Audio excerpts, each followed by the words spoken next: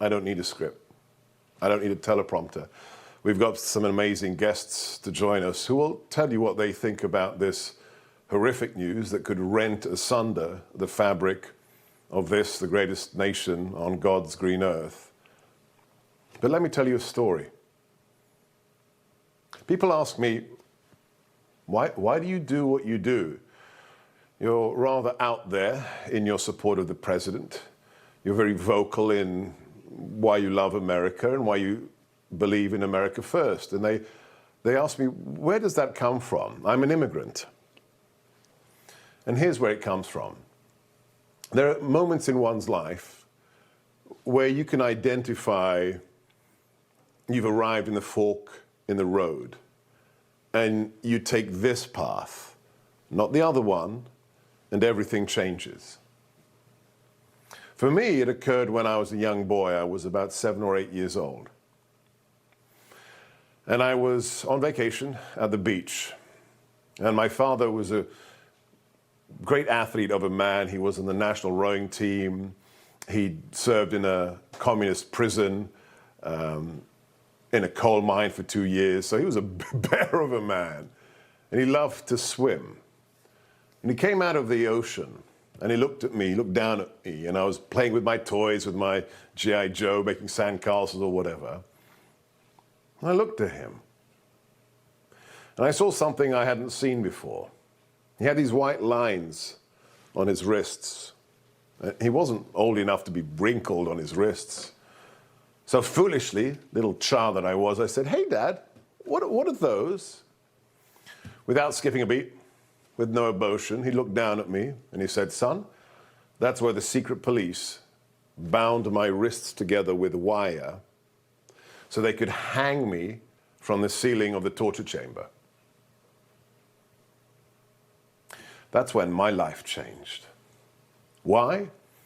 Because from that point onward, I realized that evil wasn't something from fairy tales by Grimm or books by Tolkien with dragons and wizards. Evil is real, and evil lurks in the heart of man. That's why I've been fighting, in my own way, totalitarian ideologies for the last 25, 30 years. Usually jihadis. That's what I did in the Defense Department. That's what I did in the White House. But now, it's not religious extremists. It's secular political ones here in America. Because do not be confused about the news tonight.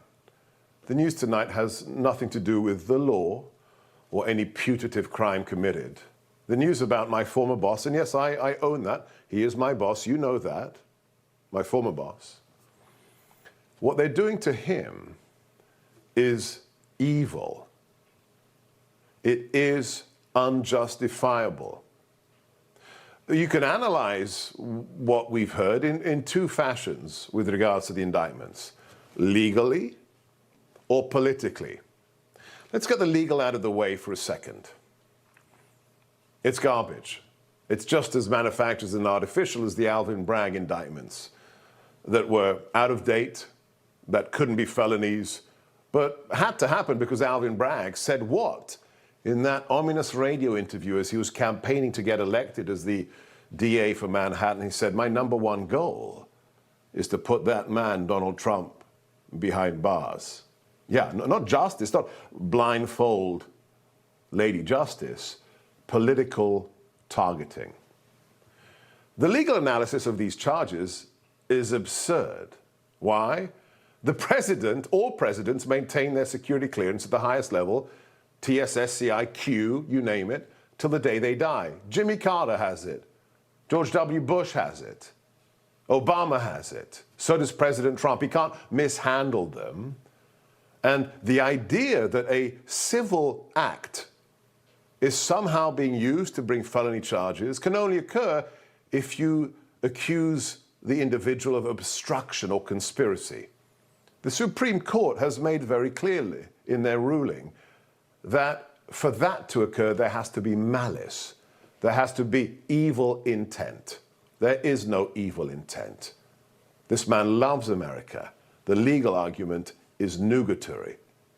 The political one is clear. This is a fact pattern, 7 years of political persecution.